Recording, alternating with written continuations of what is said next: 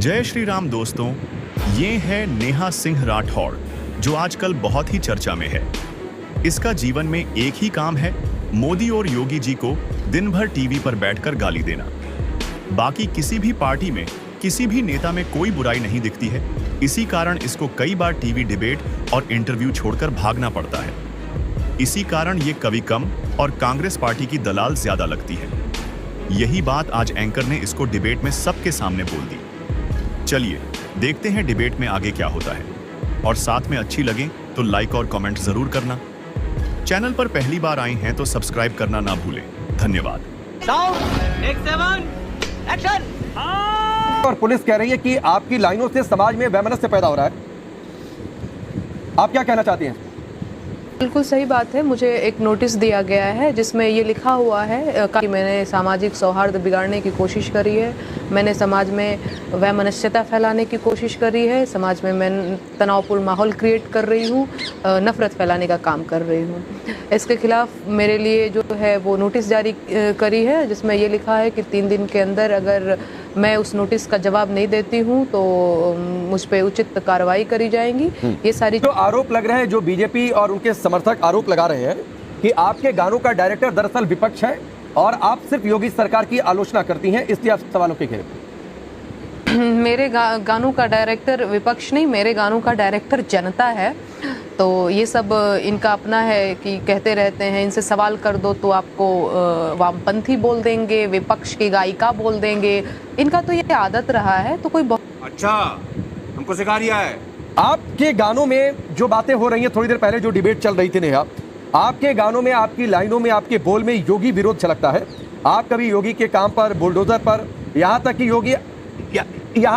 योगी आदित्यनाथ गुजरात जाते हैं चुनाव प्रचार में, जबकि बहुत सारे नेता मुख्यमंत्री हैं जो अलग अलग राज्यों में जाकर प्रचार करते हैं। विरोध नहीं, सत्ता का विरोध। योगी विरोध क्या चीज होती है? योगी विरोध, मोदी विरोध जैसा कुछ भी नहीं है। किसी दूसरे नेता पर आपने कोई लाइन बनाई है? होते हैं योगी मोदी को आप लोग ऐसे घसीट देते हैं।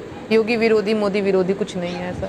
नहीं, मैं नहीं घसीट रहा हूँ। मैं घसीटने वाला कौन होता हूँ नेहा? ये तो विपक्षी पार्टियां, बीजेपी ने कहा। मैं पूछ रहा हूँ कि आपने क्या किसी और नेता पर इस तरीके की कटाक्ष वाली लाइनें लिखी हैं योगी मोदी को छोड़कर? नहीं। लाइन में आप मुस्कुराते हुए कहती हैं, अगर कुछ गलत होगा तो आप फैक्ट ठीक कर दीजिएगा। आखिरी लाइन में आप मुस्कुराते हुए कहती हैं, ए बाबा एजा ना खाली अब्दुल के दरबार बा। तो क्या आप कहना ये चाहती हैं कि योगी सरकार मुसलमानों को जानबूझकर टारगेट कर रही है? आप भी बहुत समझदार आदमी लग रहे हैं, तो आप तो समझते ही हैं। बाकी आपको भी पता है कि ये गवर्नमेंट किस तरह से काम कर रही है। दूसरी चीज़ की उस लाइन में बस वही है कि हाँ, आग लगेगी तो वो जाति धर्म देख करके थोड़ी ही लगेगी कि चलो। नहीं, ये आपने ठीक कहा। इसके जो ठीक पहले की लाइनें हैं, मैं इसको भी दुरुस्त और कर देता हूँ नेहा। इसके ठीक जो पहले की लाइनें उसमें आप कहती हैं, बिल्कुल आपने ठीक कहा कि एजा हिंदुओं के घर बा, मुस्लिमों के घर बा। लेकिन इसके बाद आपकी भावभंगिमा बदल जाती है जो मुझे लगा, और आप मुस्कुराते हुए कहती हैं कि एजा अब्दुल के घर बा। तो वो संदेश थोड़ा सा अलग जा रहा है। नहीं, क्या संदेश जा रहा है? जो सही संदेश है वही जा रहा है। एजा अब्दुलों के घर बा, तेजपा कोनो पाड़े के भी घर बा, कोनो गुप्ता जी के भी घर बा, कोनो शर्मो जी के घर बा, कोनो यादवो जी के घर बा। खाली अब्दुल्ले के चर्चा का सबकर घर बा। दीक्षित परिवार के घर में इतना बड़ जोन बाटे बात हो गई बा, तो बात तो सही ना बाटे कि खाली पंडित जी के घर नहीं के, चाहे केहू के घर नहीं, सबकर घर बा। वही तो बात हमार गाना भी कह रहल बा। भाई कुछ ज्यादा नहीं हो गया, मतलब कुछ भी। यही प्रदेश में नेहा, मैं भी पूर्वांचल से हूँ तो भोजपुरी मुझे भी थोड़ी अच्छी आती है। यही प्रदेश में मुजफ्फरनगर के दंगों हो गई, मथुरा में राम वृक्ष कांड हो गई, अखलाको कांड हो गई, बुलंदशहर की भी घटना हो गई। कभी आपकी लाइनों में इन घटनाओं का जिक्र नहीं मिलता है, इसीलिए आरोप लगते हैं कि आप पॉलिटिकल टूल की तरह इस्तेमाल की जा रही है। नहीं, बिल्कुल नहीं। देखिए सर, मुजफ्फरनगर वाला कांड कब हुआ था तो जरा हमें आप बताएंगे? अखिलेश यादव के शासनकाल में। कब हुआ था आप मुझे बताएंगे? अखिलेश यादव के शासनकाल में बताया तो आपको। नहीं, कब हुआ था? कब हुआ था? 2005 में, 10 में कब हुआ था? मैं जो पूछ रहा हूँ नेहा, आप इसको दूसरी ओर ले जाना चाहती हैं। मैंने बताया आपको अखिलेश यादव के शासनकाल में जितनी घटनाएं मैंने आपको गिनवाई, जितनी घटनाएं मैंने आपको गिनवाई। 25 साल है। सुनिए मेरी बात, मेरी उम्र सिर्फ 25 साल है पिछले 2.5 सालों से।